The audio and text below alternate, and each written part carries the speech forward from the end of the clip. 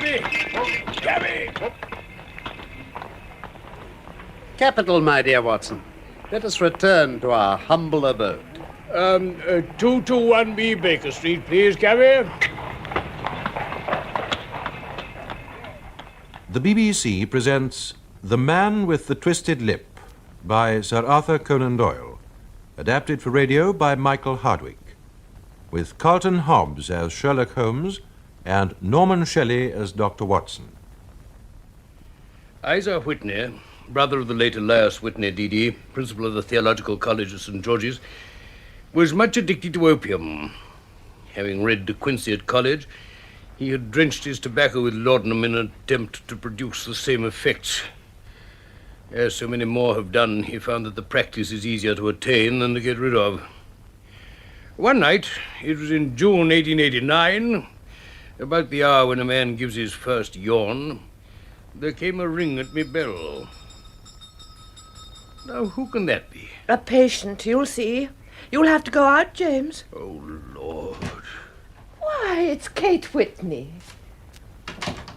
Oh, Dr. Watson, you will excuse my calling so late on you and Mary. I do so want a little help. I'm in such trouble. Of course, anything we can do. Sit down, please, Kate. I didn't know what to do, so I came straight to you. Then you must sit here and tell us all about it. Or shall I send James off to bed? Oh, no, I want Dr. Watson's advice, too. You see, it's about Isa. He's not been home for 2 days. 2 days? You have no idea where he may be? Yes. That's why I'm so frightened for him. Well, then. Dr. Watson, this isn't the first time I've come to you about my his trouble. Lately, from time to time, I know he's been going to a place in the east end of the city, Upper Swandam Lane. The Bar of Gold, it's called. Oh. I know what you must think, Mrs. Watson, but at least he's always come back the same evening. Only this time he's been gone 48 hours, and when I think of him probably lying there helpless and breathing in that poison... Then he must be rescued. Yes, but how can I go to such a place and get him away? Tell me how, Doctor, and I'll go at once. You shall stay here. I shall go. Oh, but Doctor, Mrs. Watson, I didn't Not mean... another word, my dear lady. If your husband is at the Bar of Gold, you shall have him with you within the hour.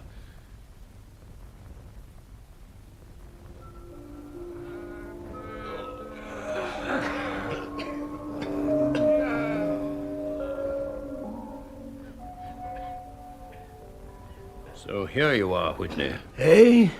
What? Do you know me? Who?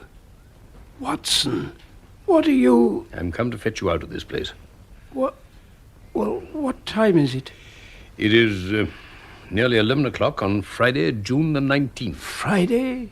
Good heavens, I thought it was Wednesday. It is Wednesday. What do you want to frighten a chap for? I tell you it's Friday, and your poor wife has been waiting these 2 days for you. You should be ashamed of yourself. So I am. But you've got mixed, Watson, for I've been here only a few hours. 3 pipes, 4 pipes, I forget how many. But I'll go home with you. I wouldn't frighten Kate, poor little Kate. I don't understand. I have a cab waiting outside. Now, can you get up? I think so. Good. Now then. Well, Watson, I must owe them something. Be a good chap. Find out how much. I'll just sit here till you come back.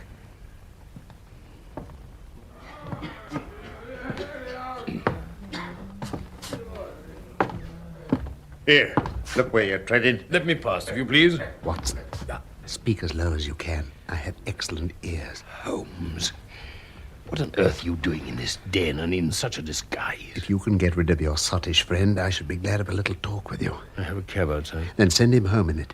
I should also send a note by the cabman to your wife to say that you've thrown in your lot with me. Very well. If you'll wait outside, I shall be with you in 5 minutes.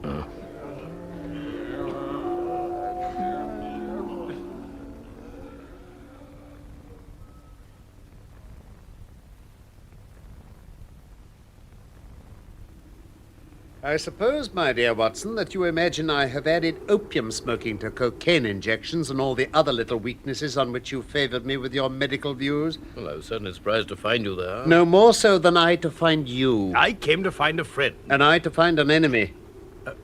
An enemy? Or shall I say my natural prey?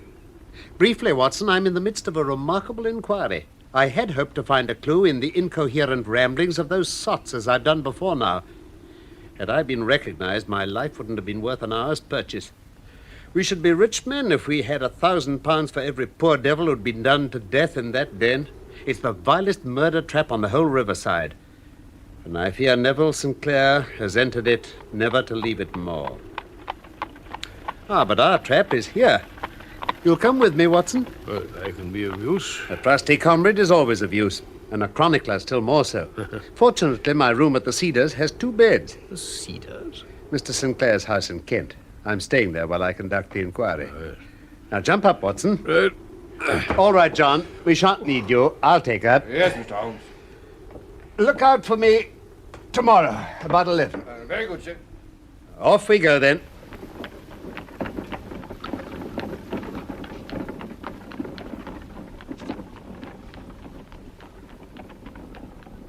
You have a great gift of silence, Watson.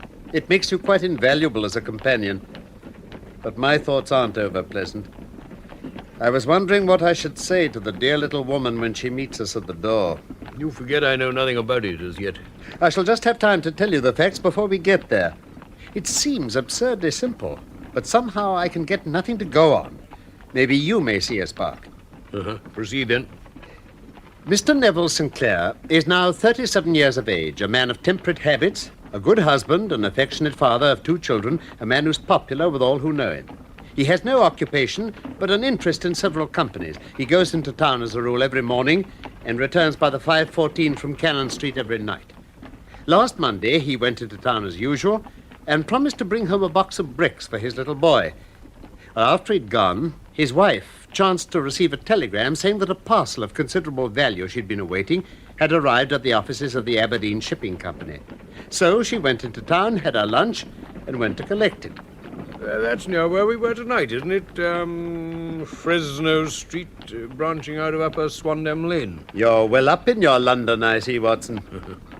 Mrs. St. Clair got her parcel and found herself exactly at 4:35 walking through Swandam Lane on her way back to the station. Have you followed me so far? It's very clear. Now, if you remember, Monday was an exceedingly hot day. Mrs. St. Clair walked slowly, glancing about in the hope of seeing a cab. And suddenly, she was struck cold to hear a cry and to see her husband looking down at her from a second-floor window.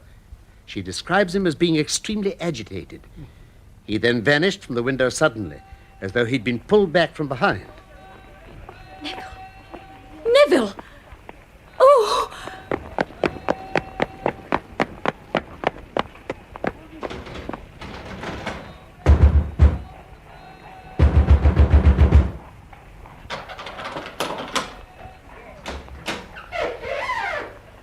Name, sir?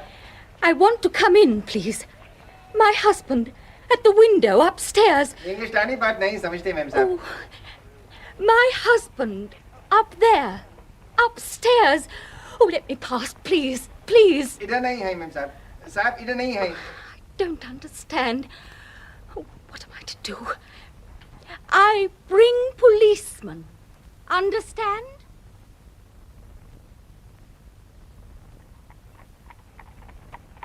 It was just round this next corner, Inspector. Well, ma'am, you were lucky I picked Swandam Lane to show these new constables their duty, or you might have had a fair step looking for an officer.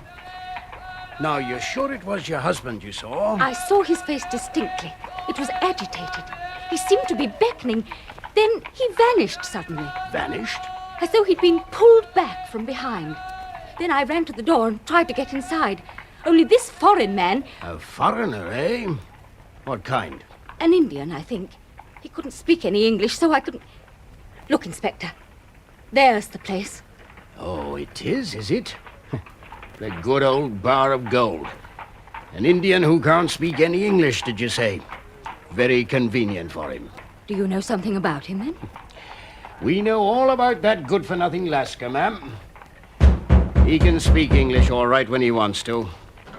Now, come on, you perisher, open up.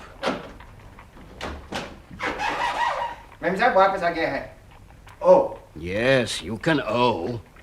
Out of the way, Lau. I'm looking for this lady's husband. He is not here, Inspector. No one is being here just now. I don't know why. You had no permission to come in like this. Is a matter, I am calling one magistrate. Stow it, will you? We're going to take a look upstairs. Now, Evans, Parker, look lively and keep your eyes skinned. Yes, sir. You stay by me, ma'am. If he's here, we'll find him quick enough.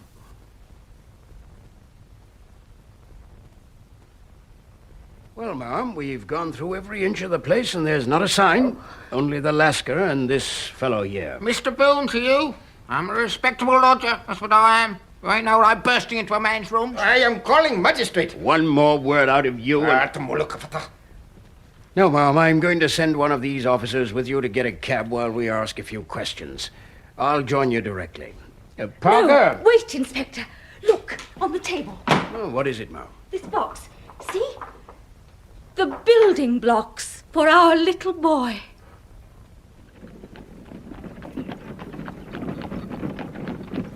Pray continue your narrative, Holmes. Huh?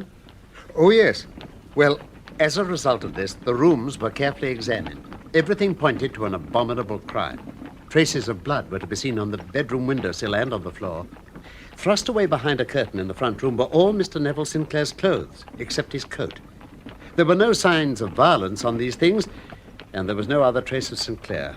Out of the window he must have gone. This Lascar fellow, what about him? A man of the vilest antecedents. But as Mrs. Sinclair had met him at the foot of the stairs within a few seconds of seeing her husband at the window, he could hardly have been more than an accessory of the crime. His defense was absolute ignorance. And the other one? A cripple. His name is Hugh Boone, a professional beggar. Oh, you've probably seen him. A little distance down Threadneedle Street. You could hardly pass without noticing him. Orange hair, a pale face with a bulldog chin, a pair of very penetrating dark eyes, and a horrible scar that has turned up the outer edge of his upper lip. Of course I've seen him. I distinctly remember wondering at the reign of charity he attracts. He seems to reap a harvest. Oh, he has his wit to thank as well as his appearance. So this is the lodger of the opium den. And the last man to see the gentleman of whom we're in quest. But a cripple, what could he have done single-handed against a man in the prime of life? He's a cripple in that he walks with a limp. But surely, Watson, your medical experience would tell you that weakness in one limb is often compensated for by exceptional strength in the others. Well, then what happened next? Mrs. Sinclair was escorted home. Boone was seized and searched, but there was nothing to incriminate him. It's true there were some bloodstains on his right shirt sleeve, but he pointed to a cut on his ring finger which had been bleeding recently and said he'd been near the windowsill and must have made the stains there. As to Mrs. Sinclair's story, he declared she must have been either dreaming or mad. Was he arrested? Yes. It might have been done sooner, for the few minutes' delay at first when the room was being searched may have given him the chance to communicate with the Lascar. And the river, has anything been found? When the tide ebbs, a mud bank under the window is exposed. But it wasn't Neville Sinclair they found there. What then? His coat. Only the coat, but... Yes, and what do you think they found in the pockets? I can't imagine. 421 pennies and 270 halfpennies. It's no wonder the tide hadn't swept it away. The body... There's a fierce eddy in the channel between the wharf and the house. It seemed likely enough that the weighted coat had remained when the stripped body was sucked away into the river. Imagine what Boone might have done. He thrusts Sinclair out of the window. He hears the scuffle downstairs and knows he must get rid of the telltale clothes. He's in the act of throwing out the coat when he realizes that it will not sink. There's not a moment to lose. He rushes to the hoard where he keeps the fruits of his begging. He stuffs all the coins he can lay his hands on into the pockets of the coat and throws it out. Before he can do the same with the other things, there's a rush of steps below, and he only has time to close the window before the police appear. Yes, it certainly sounds feasible. It does. But I confess I cannot recall any case within my experience which looked so simple at the first glance, and yet presents such difficulties. Ah, but see, Watson, we're on the outskirts of Lee. And there, you see that light among the trees? Yes. That's the cedars.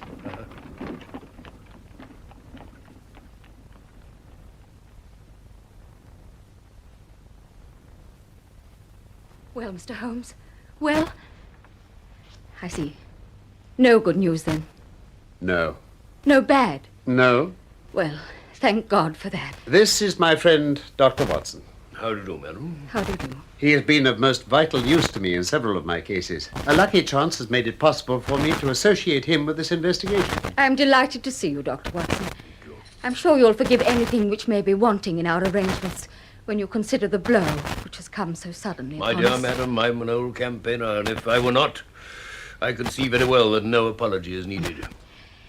Now, Mr. Sherlock Holmes, I should very much like to ask you one or two plain questions, to which I beg a plain answer. Certainly, madam. Do not trouble about my feelings. I'm not hysterical or given to fainting. I simply wish to hear your opinion, your real opinion. Upon what point? In your heart of hearts, do you think that Neville is alive? Frankly now. Frankly, then, madam, I do not. You think he is dead? I do. Murdered? I don't say that. Perhaps. And on what day did he meet his death? On Monday. Well, Mr. Sherlock Holmes, perhaps you will be good enough to explain how I have received this letter from him today. What? Yes, today. May I see it? Certainly. Coarse writing. Surely this is not your husband's man. No, but that in the enclosure is. I perceive that whoever addressed the envelope had to go and inquire as to the address.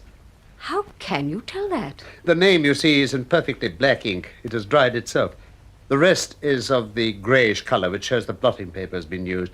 This man has written the name, and there's been a pause before he wrote the address. It can only mean he was not familiar with it. Of course, it's only a trifle, but there's nothing so important as trifles. Let us now see the letter. Aha, there's been an enclosure here. Yes, there was a ring. His signet ring. I see. And are you sure this is your husband's hand? Yes, when he wrote hurriedly. Dearest, do not be frightened. All will come well. There is a huge error which it may take some little time to rectify. Wait in patience, Neville. Written in pencil upon a flyleaf of a book. Octavo size. No watermark. Posted today in Gravesend by a man with a dirty thumb. Aha. The flap has been gummed, if I'm not very much in error, by a person who's been chewing tobacco. Well, Mrs. Sinclair, the clouds lighten, though I should not venture to say that the danger is over. But he must be alive. Unless this is a clever forgery to put us on the wrong scent. The ring, after all, proves nothing. It may have been taken from him. No. It is his very own writing. Very well. It may, however, have been written on Monday and only posted today. That's possible. If so, much may have happened between. Oh, you mustn't discourage me, Mr. Holmes. I know that all is well with him. I should know at once if anything happened to him. Why, that very last day I saw him, he cut himself in the bedroom, and yet I rushed up from the dining room at once with the utmost certainty that something had happened. Do you think I could be ignorant of his death? I have seen too much, madam, not to know that a woman's impression may be more valuable than the conclusion of an analytical reasoner. But if your husband is alive and able to write letters, why should he remain away from you? I can't imagine. It's unthinkable. On Monday, he made no remarks before leaving you? None. You were surprised to see him in Swandam Lane? Of course. Was the window open? Yes. Then he might have called you. He might. But he only gave an inarticulate cry. A call for help, I thought. He waved his hands. But it might have been surprise, astonishment at seeing you. It is possible. And you thought he was pulled back? Oh, he disappeared so suddenly. He might have leapt back. You didn't see anyone else there? No, but that horrible man confessed to having been there, and the Lascar was at the foot of the stairs. So far as you noticed, your husband had his ordinary clothes on. But without his collar and tie. I distinctly saw his bare throat. Had he ever shown any signs of taking opium? Never. Thank you, Mrs. Sinclair. Those are the principal points about which I wish to be absolutely clear. We shall now have a little of this delightful supper and then retire. We may have a very busy day tomorrow. A large and very comfortable double-bedded room had been placed at our disposal. I was quickly between the sheets, but it was evident to me that Sherlock Holmes was preparing for one of his all-night sittings. He took off his coat and waistcoat, put on a large blue dressing gown, and then wandered about the room collecting pillows from his bed and cushions from the sofa and armchairs. With these he constructed a sort of eastern divan, upon which he perched himself cross-legged with an ounce of shag tobacco laid out in front of him. In the dim light of the lamp, I saw him sitting there, an old briar pipe between his lips, his eyes fixed vacantly upon the corner of the ceiling. The blue smoke curling up from him, silent, motionless, with the light shining upon his aquiline features. So he sat as I dropped off to sleep. And so he sat when a sudden exclamation caused me to wake up. I found the summer sun shining into the apartment. The pipe was still between his lips, the smoke still curled upwards.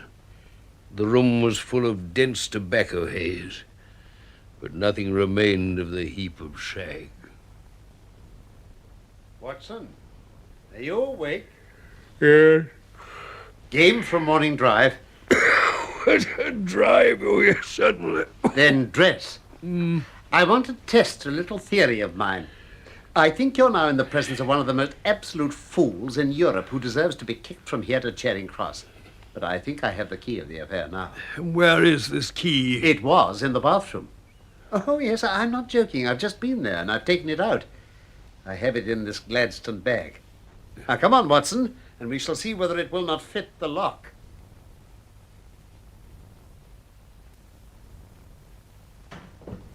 Good morning, Mr. Holmes, sir. Who's on duty, Constable? Inspector Bradstreet, sir. Ah, Bradstreet, how are you? Well, Mr. Holmes, thank you. What brings you to Bow Street so early?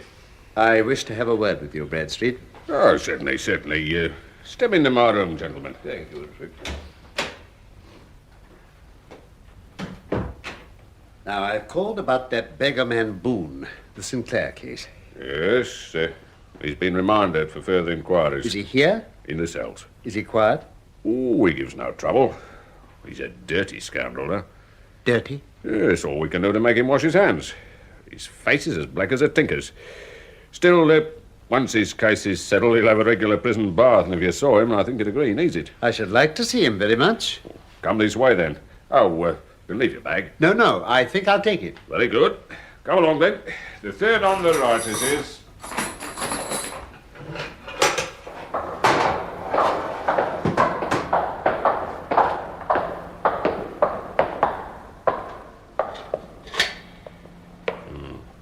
He's asleep. You can see him very well. Yeah, he's a beauty, isn't he? He certainly needs a wash. I had an idea he might, so I took the liberty of bringing the tools with me. Now then, if you'll have the goodness to open the door very quietly and let me get at his water jug with this sponge before he wakes up, we'll soon make him cut a much more respectable figure.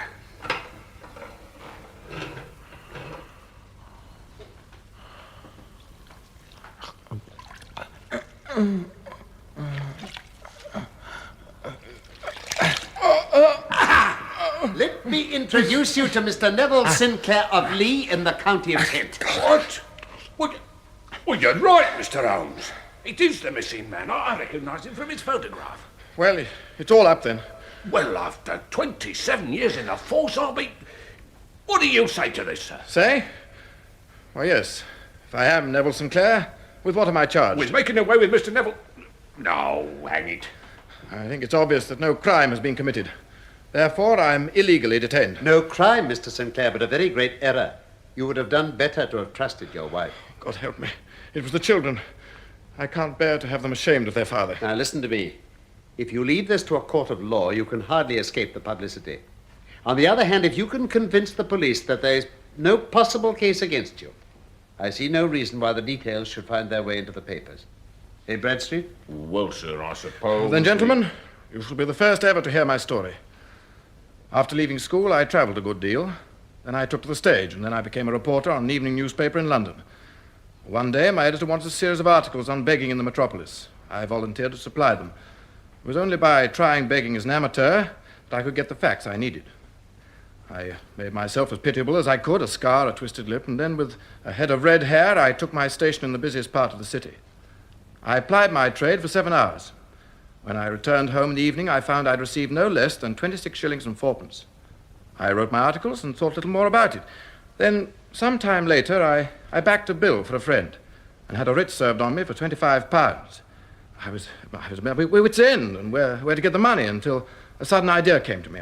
I begged a fortnight's grace from my creditor, got a holiday from my work, and disguised, spent the time begging in the city. In 10 days, I was able to pay my debt. Well, you can imagine how hard it was to settle down to arduous work again at £2 a week. It was a long fight between pride and money, but I threw up reporting and became a professional beggar. I began to save considerable sums of money. I grew more ambitious. I took a house in the country and eventually married without anyone suspecting me. Only one man knew my secret, the lascar who keeps that den in Swandam Lane, so that every day I could go there to transform myself. Well, last Monday I'd finished for the day. I was dressing in my room when, chancing to look out of the window, I saw my wife. I suppose I cried out with surprise and leapt back, but she'd seen me. I heard her voice downstairs. Well, not knowing what else to do, I threw on my beggar's disguise, but then I realized that a search of the room would reveal my clothes and betray me. So I threw open the window, quickly filled my coat pockets with coppers and hurled it into the Thames.